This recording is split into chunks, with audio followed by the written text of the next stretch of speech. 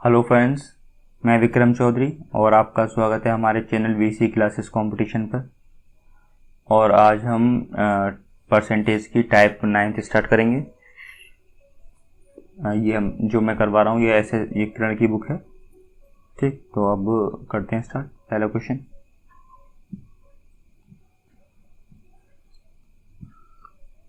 ये पहला क्वेश्चन कह रहा है ए काम को 70 दिन में कर सकता है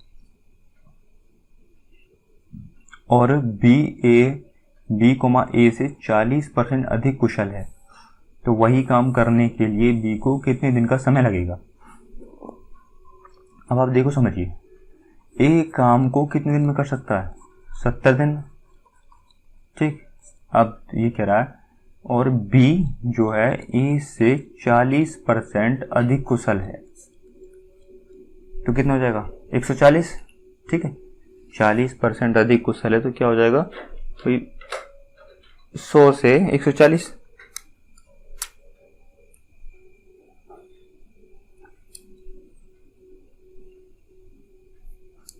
ठीक, अब यहाँ से तो क्या वैल्यू निकल के आएंगे, देखो यहाँ से वैल्यू आएगी 2, 0 से 0 गया, 2 7 14, 2 5 10, तो ए की 5 और बी की 7, तो यहाँ से ए अनुपात बी जो आया वो कितना जाएगा 5:7। और ये क्या आया, ये इसकी इफिशिएंसी, वर्क इफिशिएंसी, कार्य दक्षता। मतलब कि ए जो है एक घंटे में कितना कार्य करता है, 5 कार्य करता है। ठीक है, और बी 1 घंटे में 7 कार्य करता है। ठीक, 1 घंटे में 5 कार्य करता है और बी 1 घंटे में 7 कार्य करता है।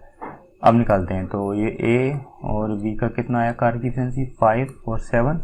ठीक, और जब 70 की मल्टीप्लाई 5 में करेंगे, ये वाला जो 5 है, तो क्या आ जाएगा टोटल वर्क, तो 7 5 35, 350। ये क्या हो गया टोटल कार्य वर्क। ठीक है, अब देखिए टोटल वर्क में अब हम ये जो एक घंटे में जो कार्य करता है उससे डिवाइड कर देंगे, तो कितने दिन में जो कार्य करेगा वो निकल के आ जाएगा।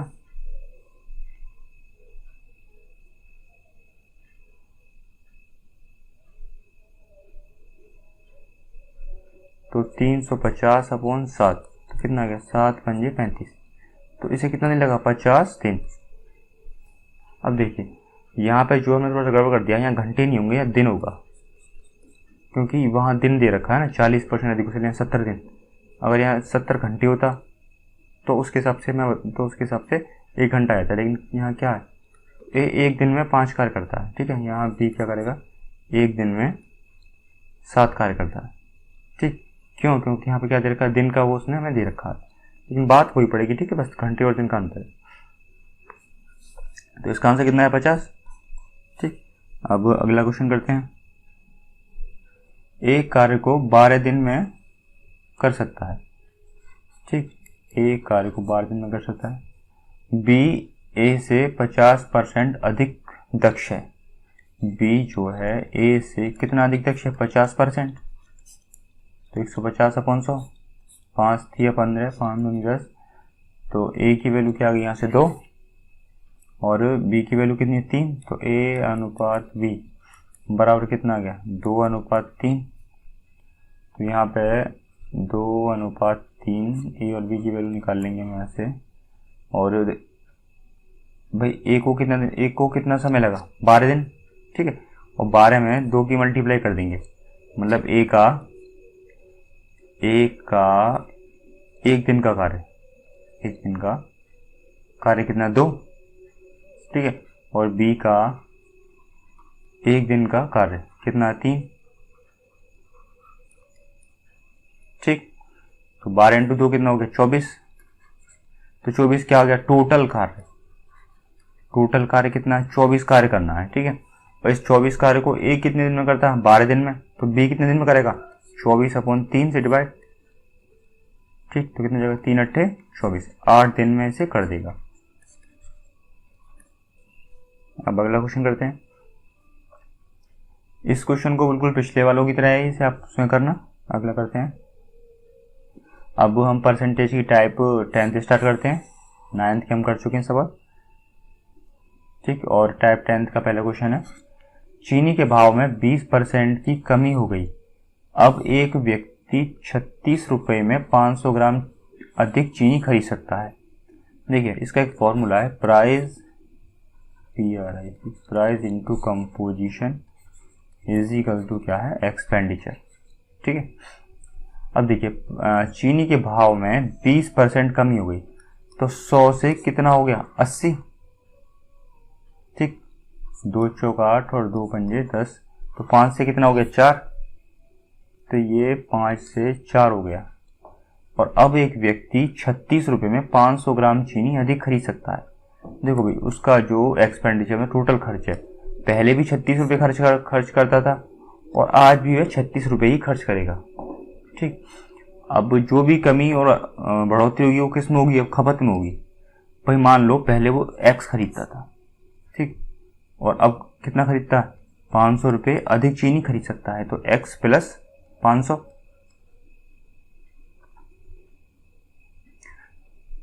ऐसा किस लिए हुआ, क्योंकि देखो चीनी का जो भाव है ना, तो चीनी का जो प्राइस है वो क्या हुआ, मूल्य वो घट गया। जब मूल्य घट गया तो चीनी क्या होगी, ज़्यादा मिलेगी हमें, ठीक। तो देखो 36 का एक बचा, और ये क्या जाएगा 4x प्लस 4 की मल्टीप्लाई इसमें करेंगे, 4x प्लस 520 2000 बराबर 5x की इसमें नीचे। जब क्रॉस मल्टीप्लाई करेंगे इसकी इधर की साइड तो क्या जाएगा 5x इधर, तो यहाँ से माइनस करेंगे हम इसको इधर ले जाके, तो क्या जाएगा x बराबर 2000, ठीक। तो ये वो ग्राम था, ठीक है, तो यहाँ ग्राम था 2000 ग्राम, तो x बराबर क्या आएगा 2 किलोग्राम। तो चीनी का प्रति किलोग्राम प्रारंभिक भाव क्या होगा, देखो ये जो प्रारंभिक जो उसका खपत थी वो कितनी थी, 2 किलोग्राम, और बाद में कितना हुआ जब चीनी का मूल्य घट गया, तो x प्लस कितना होगा 500, तो ये क्या हो जाएगा 2 प्लस 500 क्या हो जाएगा 2.5, ठीक है, 2.5 किलोग्राम जब प्राइस उसका घट गया उसके बाद में। अब ये कह रहा है चीनी का प्रति किलोग्राम प्रारंभिक भाव। देखो टोटल उसका मूल्य कितना है, price into composition is equal to expenditure. कितना रुपए खर्च करता है वो 36 रुपये, और प्रारंभिक जो खपत है वो किसकी, वो कितनी है इसकी 2, तो प्राइस क्या होगा प्रति किलोग्राम वाला, निकालने के लिए क्या करेंगे, इसको इधर ले जाएंगे 2 को, तो 36/2, 2 एकम 2, 2 28 16, प्राइस क्या जाएगा 18 रुपये, ठीक है। अगर ये पूछे, ये तो उसने पूछा प्रति किलोग्राम प्रारंभिक भाव, और ये जो बाद का भाव आया चीनी का मूल्य घटने के बाद वो पूछे तो क्या करेंगे 36, भाई उसका एक्सपेंडिचर तो सेम ही है, और 2.5 से क्या कर देंगे डिवाइड, 36/2.5, जो भी आंसर आ जाएगा वो निकाल देंगे। देखो एक तो ये तरीका मैंने ही बता दिया, और एक और जो तरीका है वो उसे मैं अगले वाले क्वेश्चन में बताऊंगा, ठीक है। अगला क्वेश्चन है, चीनी के मूल्य में 20% कमी होने पर खरीदार 160 रुपये में 8 किलोग्राम अधिक चीनी खरीद सकता है। तो लगाइए price into composition is equal to क्या होगा, एक्सपेंडिचर, ठीक। और यहां से हम क्या करेंगे, एक्सपेंडिचर इसमें क्या है कांस्टेंट, क्यों, क्योंकि 160 रुपये में वह 8 किलोग्राम चीनी अधिक खरीद सकता है। तो पहले भी वो 160 रुपये में खरीदता था और अब भी, और लेकिन चीनी का मूल्य क्या हो गया, बढ़ गया, ठीक है। चीनी का मूल्य बढ़ गया, चीनी का मूल्य बढ़े या घटे खरीदार को बिल्कुल इससे कोई प्रभाव नहीं, जो लेने वाले को उसे सिर्फ 160 रुपये खर्च करने चीनी के मूल्य पर। तो यहाँ एक्सपेंडिचर क्या, ये वाला कांस्टेंट, तो price is equal to expenditure upon composition, इसको नीचे ले आएंगे, तो प्राइस और कंपोजिशन क्या होगा, एक दूसरे के व्युत्क्रमानुपाती। अब देखिए तो प्राइस क्या हुआ 20% की कमी, तो मतलब 100 से कितना हो गया 80, तो कितना जाएगा 2 पंजे 10, 2 चौक 8, 5 से 4 हो गया प्राइस, ठीक। तो कंपोजिशन कितना हो जाएगा 4 से 5 बिल्कुल उसका उल्टा प्राइस का। ठीक है, अब ये कह रहा है तो 8 किलोग्राम अधिक चीनी खरीद सकता है। कितने किलोग्राम चीनी अधिक खरीद सकता है? 8 किलोग्राम। तो देखिए कंपोजिशन का अंतर कितना है, 1 का। तो 1 बराबर कितने के? 8 किलोग्राम के। तो 4 क्यों आ जाएगी निकल यहाँ से, तो 4 बराबर कितना? 8 चौक 32 किलोग्राम पहले चीनी खरीदी उसने। जब 1 बराबर 8 तो 5 बराबर कितना होगा? 8 पंजे 40 किलोग्राम। ठीक, पहले वह 32 किलोग्राम चीनी खरीदता था और अब कितना खरीदता है? 40 किलोग्राम। ठीक है, तो कमी होने से पहले चीनी का प्रति किलोग्राम मूल्य क्या था? ठीक है, जब चीनी के मूल्य में कमी हुई उससे पहले, तो 32 किलोग्राम वाला पूछा। देखो टोटल इसका वो क्या है, price into composition is equal to expenditure total जो है। तो अब देखिए 160 रुपये है ना, टोटल 160 रुपये खर्च करता है और खपत कितनी है? 32 पहले वाली। ठीक है, तो 16 से 16 32 और 2 पंजे 10, 5 रुपये प्रति किलोग्राम उसका भाव है।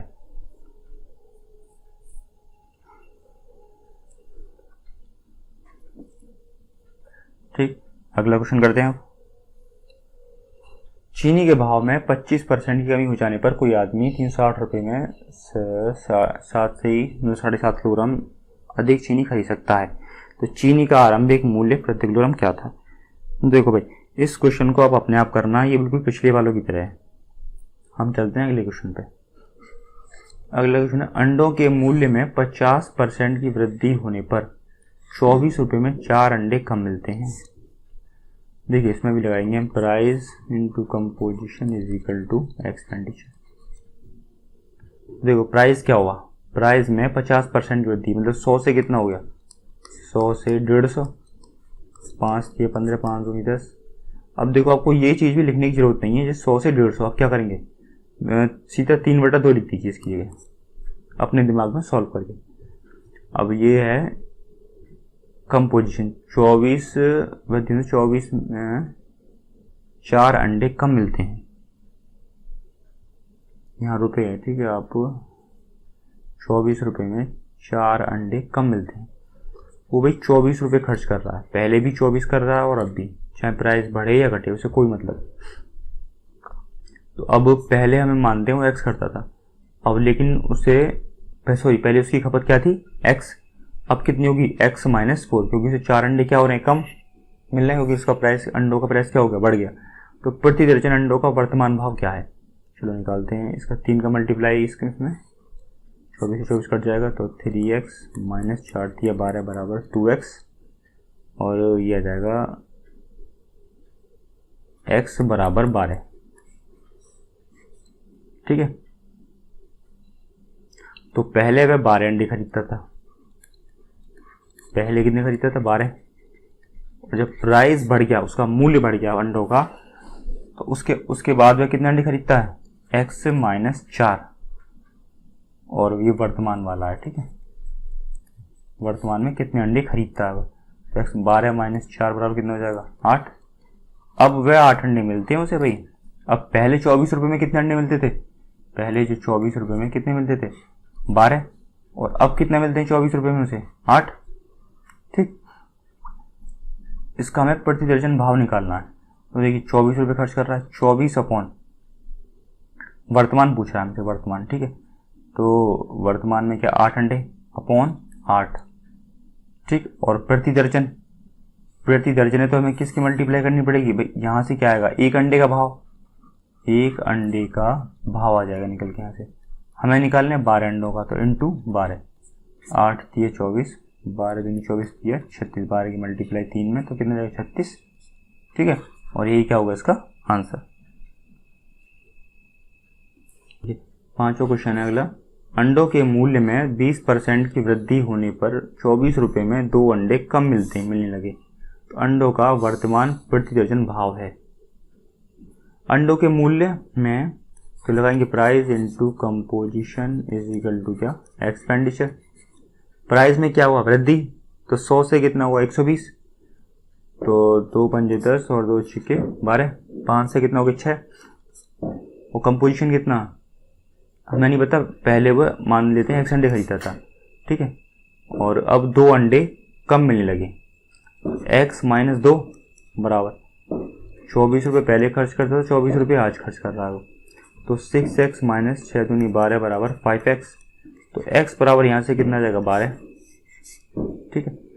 तो वह पहले 12 अंडे खरीदता था, पहले कितने खरीदता था 12 अंडे,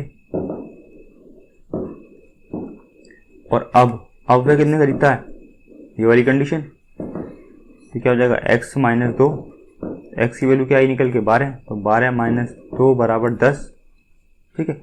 अब वह 10 अंडे खरीदता है, ठीक।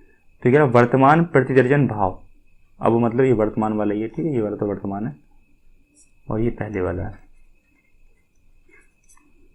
तो 24 अपॉन क्या जाएगा 10, तो यहाँ से क्या आएगा एक अंडे का भाव, एक अंडे का भाव 24 अपॉन 10 इंटू 12, और हमें करना पड़ेगा अपनी तरफ से क्योंकि ये पूछ रहा है प्रति दर्जन, 12 इंटू 12 कर देंगे, ठीक है।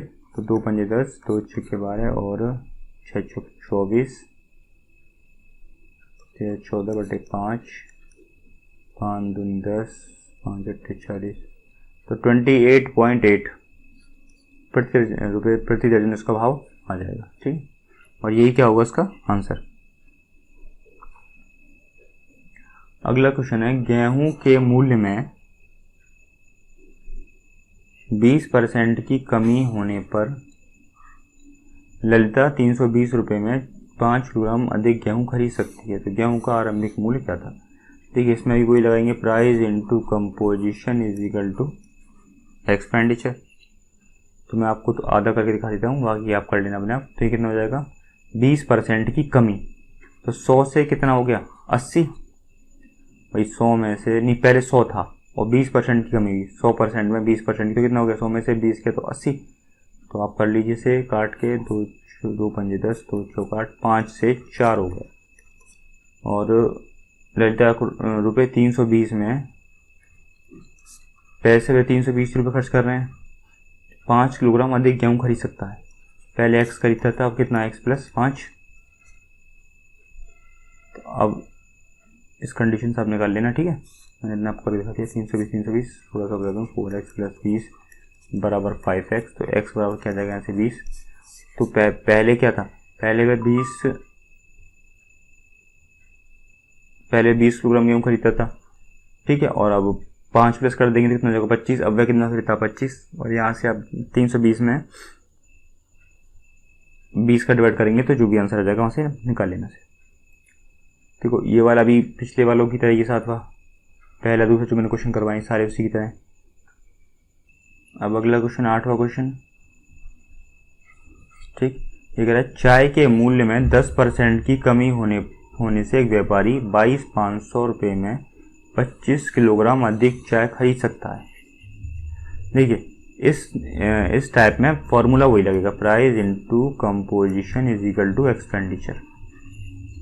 तो चाय के मूल्य में 10% कमी हुई, प्राइस कितना हो गया 100 से 90, तो 9/10, ठीक। कंपोजिशन क्या हुआ 25 किलोग्राम अधिक चाय खरीद सकता है। पहले x खरीदता था, अब अधिक, तो x प्लस कितना हो गया 25। पहले में कितना खरीदता था x, हमने माना अपनी तरफ से, ठीक है। पहले मान लेते हैं मैं x खरीदता था, अब कितना खरीदता है 25 किलोग्राम अधिक खरीदता है, तो x अब हो गया x प्लस 25। और पैसे में कितने खर्च करता है समान 22,500 अपॉन 22,500। ये जो मैंने दूसरे वाला तरीका बताया था दूसरे वाले क्वेश्चन में, उससे भी ये बिल्कुल हो जाएगा। आप करके देख लेना, अगर नहीं आता है तो कमेंट बॉक्स में कमेंट कीजिए, मैं बता दूंगा। तो 9x प्लस 225 बराबर 10x, तो यहाँ से जाएगा x बराबर 225, ठीक है। ये इसकी मल्टीप्लाई इसमें करेंगे इन दोनों में, और 10 की नीचे x में, और जब क्रॉस मल्टीप्लाई ऊपर वो ये वाला इधर आ जाएगा, ठीक है। तो 225 आ गया यहाँ से। और पहले वह कितना पहले वह 225 किलोग्राम चावल खरीदता था, और वर्तमान में 225 प्लस 25, ये वाली कंडीशन, ठीक है। तो x की वैल्यू क्या है 225 प्लस 25, तो कितना जाएगा 250। अब वह 250 किलोग्राम चावल खरीदता है, तो चाय का प्रति किलोग्राम कम हुआ मूल्य कितना है? तो 22,500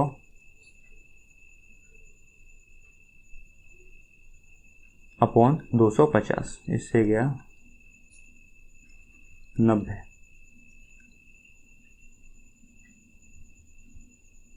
तो 8वीं का आंसर कितना है? 90 रुपये प्रति किलोग्राम, 90 रुपये इसका मूल्य आ गया। अब जो नेक्स्ट क्वेश्चन है 9वां, चीनी की कीमत 10% कम हो जाने से उपभोक्ता 270 रुपये में 5 किलोग्राम चीनी ज़्यादा खरीद सकता है। बिल्कुल इसी की तरह ही आप कर लेना अपने आप, ठीक है, क्योंकि जहाँ 22,500 है वहाँ 270 आ जाएगा, और यहाँ x की x जगह x आएगा, और x प्लस यहाँ पे जाएगा 5, क्योंकि 5 किलोग्राम अधिक चीनी खरीद सकता है। तो चीनी की मूल कीमत और कम की कीमत में अंतर, देखो इसमें होगा क्या,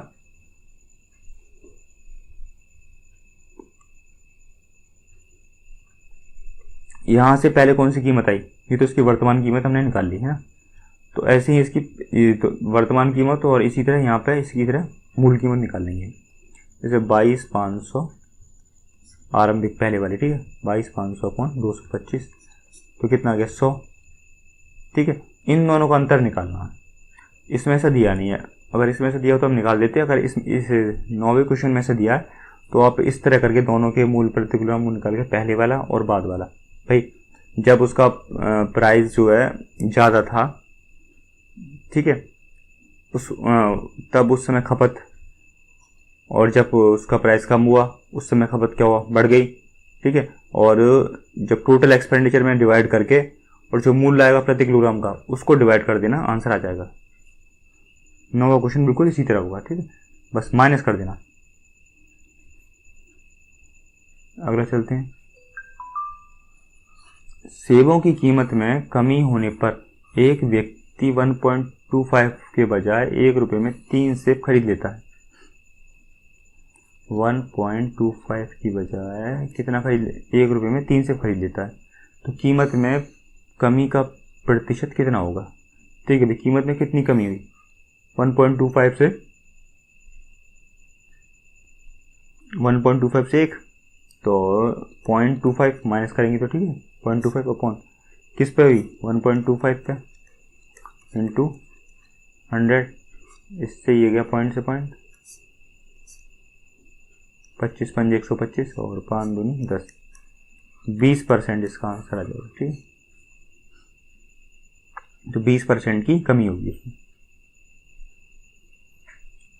अगला क्वेश्चन करते हैं 11वां, चावल की कीमत में 20% की कमी हो जाने पर एक ग्राहक 800 रुपये में 12.5 किलोग्राम चावल ज़्यादा खरीद लेता है, तदनुसार चावल की मूल कीमत प्रति किलोग्राम कितनी है? देखिए जो मैंने पहले क्वेश्चन करवाए बिल्कुल उन्हीं की तरह होगा ये क्वेश्चन भी, आप स्वयं करना है। तो सा मैं हिंट बता देता हूँ, price into composition is equal to expenditure. तो प्राइस कितना हुआ? 20% गिर गया, तो 100 से कितना हुआ? 80, तो 2 पंजे 10 और 2 चौक 8, ठीक। कंपोजिशन कितना हुआ?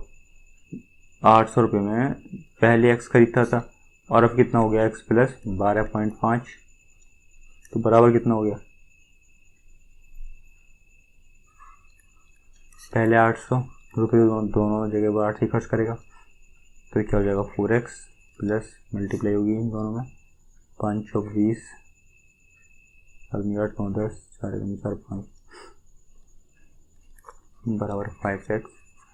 x बराबर क्या आ गया? 50, मतलब कि पहले वह 50 किलोग्राम चावल खरीदता था और फिर वृद्धि कितने का हो गया? x प्लस 12.5, ये वाली कंडीशन, ठीक है। तो 50 प्लस 12.5 बराबर कितना हो गया? 62.5 किलोग्राम। तदनुसार चावल की मूल कीमत प्रति किलोग्राम कितनी थी? पहले वाली कीमत पूछ रहा हमसे, तो निकाल दीजिए 800 अपॉन कितना? 50, 5 एकम 5 और 5 30, 16 रुपये प्रति किलोग्राम इसकी पहले मूल कीमत थी।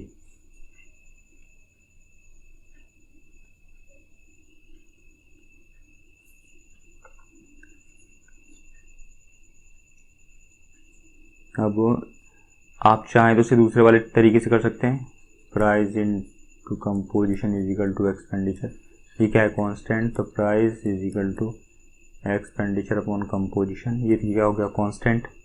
प्राइस का प्राइस कितना हुआ, 5 से 4, तो कंपोजिशन कितना हो जाएगा, 4 से 5, बिल्कुल उसका उल्टा, व्युत्क्रमानुपाती।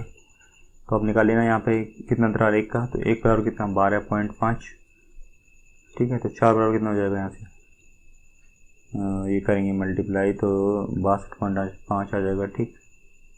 5 चौक ना, 5 चौक 20 और 4 9 10, 4 5 50 आ जाएगा। और यहाँ से 1 बराबर 12.5, तो 5 बराबर निकाल लेंगे यहाँ से, तो ये आ जाएगा 62.5, ठीक है। तो बिल्कुल यही निकल के आ गई ये वाली कंडीशन, यहाँ पे 50 हीरा और 62.5 हीरा। अब आगे आप इस तरीके से निकाल लेना।